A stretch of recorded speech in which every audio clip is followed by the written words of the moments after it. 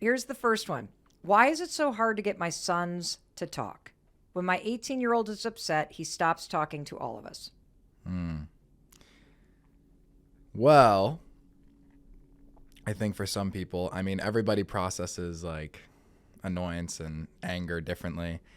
And I mean, I'm no expert psychologist, but I feel like sometimes the way that men or boys can process anger is they need time to themselves and they don't want to talk about it. It's also a bit of a norm for men to just be closed off in general and not really share how they feel in general.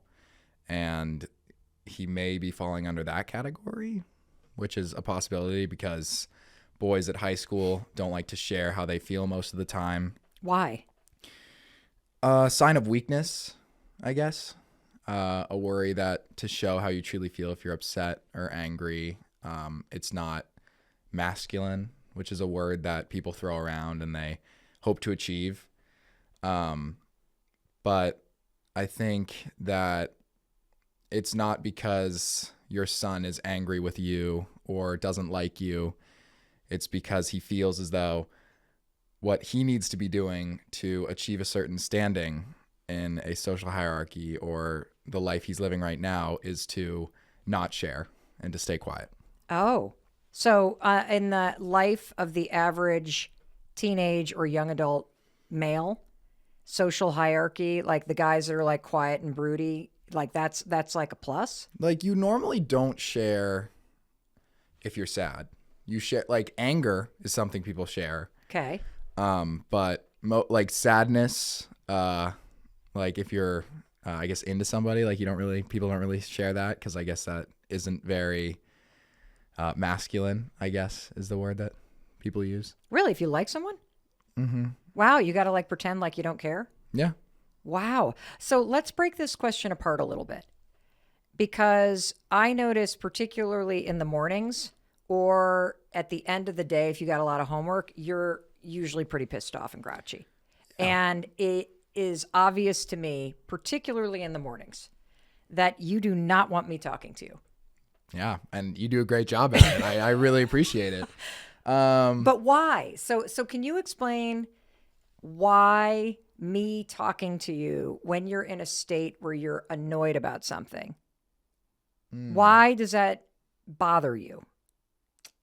I think it's just because, like, I mean, the mornings and the afternoons are two different times for me. Like in the afternoon, yeah, when I get home from school, I just went through, and this is for every kid. We just went through 8 or 9 hours of social interactions and tests and papers and classes, and so when you get home, the last thing you want to do is have a 20-minute conversation breaking down every little thing that happened at school. So what do you want to do? Well, what you want to do when I get home, at least, is I want to go to my room, maybe sit in there for a minute or two, kind of just be alone, hang out for a second. And then when I come back down to you, I'm more ready and willing to open up. But in the mornings, this may just be like a me thing, but I just I wake up and I'm just like, I just got to get out the door. Like, I don't want to be slowed down. Like, I'm super tired. Like, I'm upset that I just woke up. I was super happy being asleep. And I feel like I'll be set off very easily if somebody's trying to like get in my way and talk to me. I don't know if that's for everybody. Well, I think it's really helpful. And I also feel like if you've got a lot of stuff that you're processing and you're not ready to talk about it, there's nothing more irritating than somebody prying. Yeah, for sure. Asking you to talk about it. And so in terms of the answer to the question, why is it so hard to get sons to talk? There's the larger piece of it, which is all day long, sons and people that identify male are getting bombarded with the message that emotions are weak. Yep. Talking about how you feel is a weakness. Yep. And so it's getting reinforced and reinforced to just keep it inside. Mm-hmm. Second reason is they might be processing something and they're not ready to talk about it. Yeah. And prying makes you what? It makes me frustrated because I still don't really know half the time. Okay. And so do you have any advice? So let's say you and I get in a big fight because her second part of her question is when my 18-year-old is upset, he stops talking to all of us. And you do that too. I do. You remove yourself when you're mad about something. Mm-hmm. And how do we re-engage with you? So if you have somebody in your life that removes themselves the way that Oakley does with us when he like is about to blow a gasket, what is the best strategy? Just speaking from your shoes. Okay. How much time do you need? What's the best way to approach the topic after, you've kind of pulled away? Okay. So if I get up to go, like, don't stop me. I'm not trying to be stopped. Like, I'm just trying to leave. Like, I don't want to be a part of this conversation anymore. Okay. For the piece about time, I think that it's just different for everybody and every situation. Like, if I'm more upset or less upset, it may take more or less time. And then to know when to re-engage and to try and have that conversation, I think I give like a subtle cue, as in like I come back down into like a public space and I don't really say anything, but I'm just like hanging out. Maybe I'll try and eat something or do something, but I will be near you guys and I'll wait for you guys to engage. It's true. I don't know if that's how everybody works, but I give a sign. And I think most people do give a sign when they're ready to talk. And my sign is I come back down and am in a public space. And is there a lead-in line that you would want to hear from me or Dad? I just like, how are you feeling? Hey, bud, like that kind of thing? Not like, hey, bud. I feel like that's kind of talking down, but Okay. more just like, how are you feeling?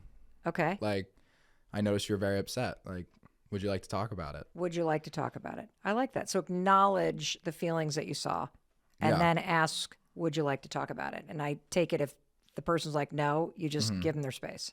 Give them more space, yeah. Okay, great. Actually, yes. One more thing. Yes. You have a line. What do I have? Where this is really good, and I think everybody should use it, but if your child is willing to open up, it may be your first thought to jump right in and give advice and solve the problem. But you have a line that you use all the time, which is, do you want me to give advice or do you want me to just listen? And so if your child decides to open up, I recommend using that line because they might not want you to help solve their issue. They might just want to tell you what's going on, and that's it. You never want advice is what I... Yeah, because I feel like I'm able to work things out most of the time. Most of the time. What do teens need from their parents? Like what reminders, what role should we be playing? Yeah. Actually, last night, what did I do? You didn't do anything. I was at my school presenting parent tips to a bunch of parents.